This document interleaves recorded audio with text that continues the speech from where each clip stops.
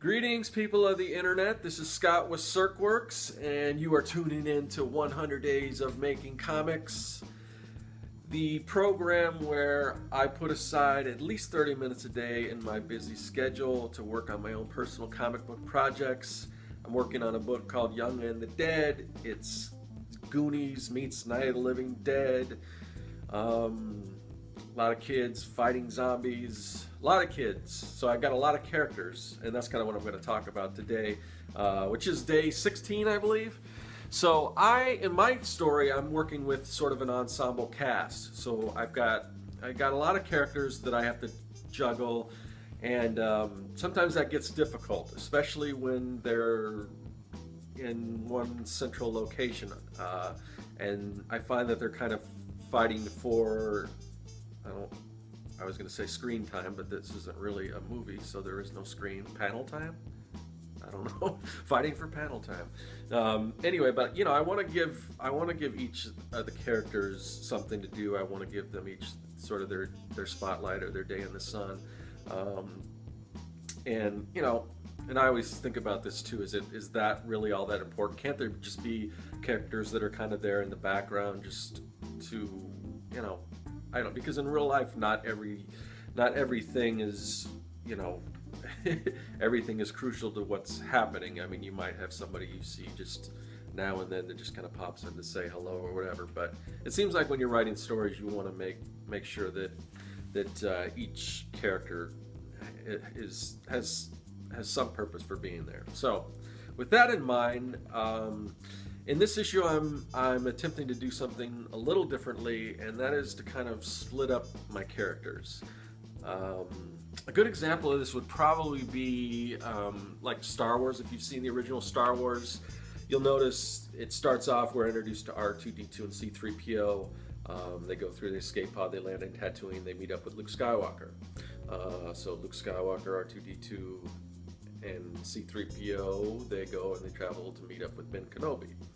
Then after that, R2-D2, C-3PO, Luke Skywalker, Ben Kenobi, they go to Mos Eisley Spaceport and the Cantina, and they meet up with Han Solo and Chewbacca. So we're picking up more and more characters.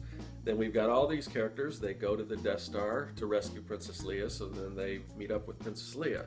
So at the end of the movie, you've got your cast has grown tremendously. You've got the beginning of this Rebel Alliance here, and so when we get to Empire Strikes Back, we've got all these characters in Hoth. They're kind of on this base, how the story starts, and that they're in kind of where the problem starts, because you have all these characters basically in this one area, this one part of the story, and how do you, what do you do with all these characters at once? It seems a little more interesting if you can kind of split them up. So that's kind of what Lucas did, was he sent Han Solo, Chewbacca, and C-3PO, Princess Leia, off on one journey, while Luke Skywalker and R2-D2 went on another, and then that's the way the story ended. Pretty much after that, they don't really see each other until the very end.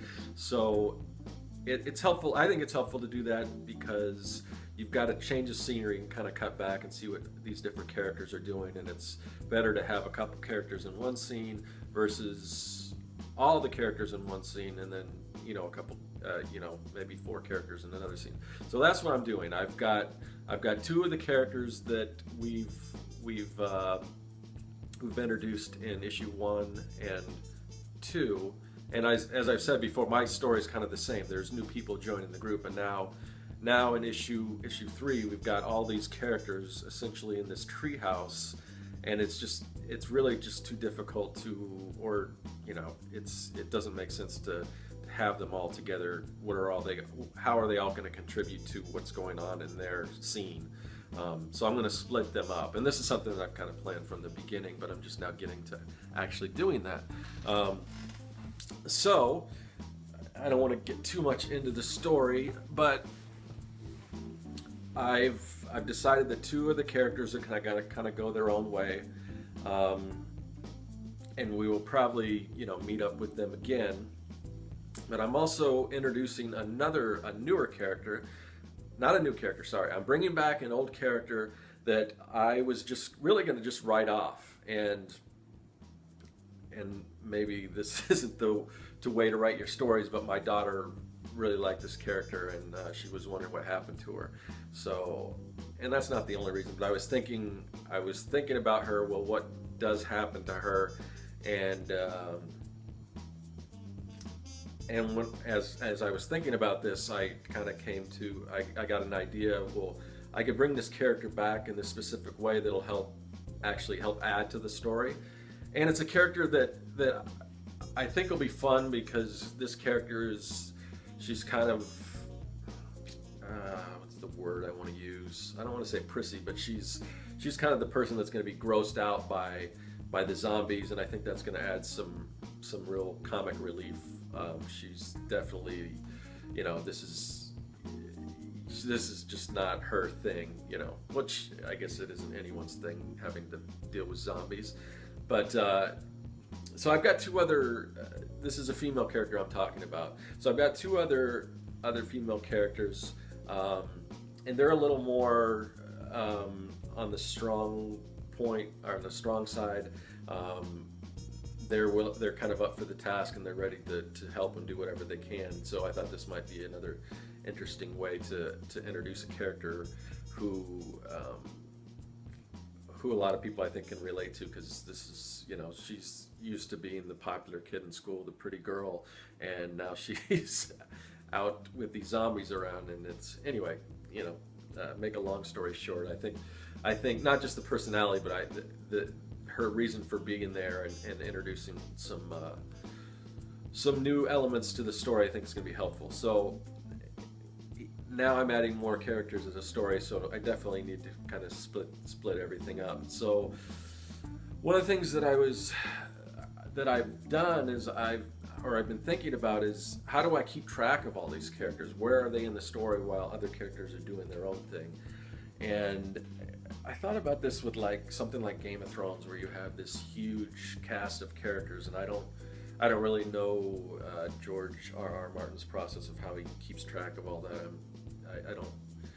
I watch the show, but I don't really read the books, and I don't really know what the process is, how he works. But to me, it seemed to make sense if I could create like a map or something to help me keep track of where all the characters are at a specific point in the story.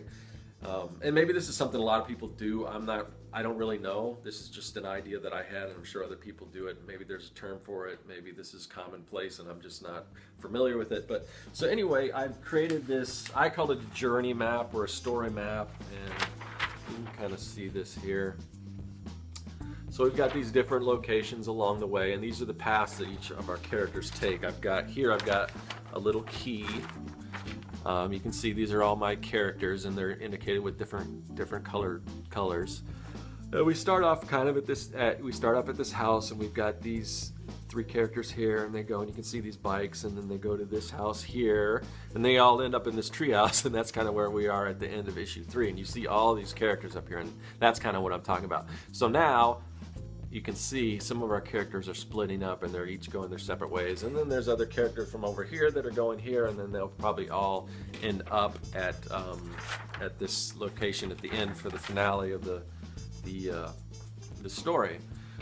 So I just thought that was an interesting thing, that something that I could share that may come in handy for anyone that's creating comics. It's a good way to keep track of all your characters.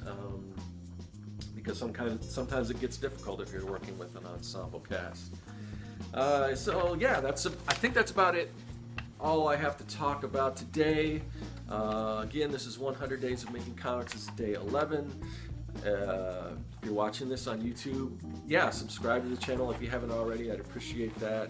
I'm going to try to get hopefully some other content other than just the 100 Days of Making Comics. I'd like to do some drawing tutorials, or maybe just turn on my webcam while I'm doing some sketch cards. I did some of that a while back, and I've had some people on Facebook and stuff asking me if I could do that again. So hopefully I'll get around to doing that soon. not to take away from the comic book, because that's really my main focus, other than the stuff that pays the bills. So yeah, hopefully you'll see some more from me in the future. And I like to kind of, I'm just now getting into this whole YouTube thing, so I'd like to kind of build the channel and yeah, see where it can go from there. So that's the end of today's episode. I'll see you guys tomorrow, which will be, I think, day 17. See you then. That is all.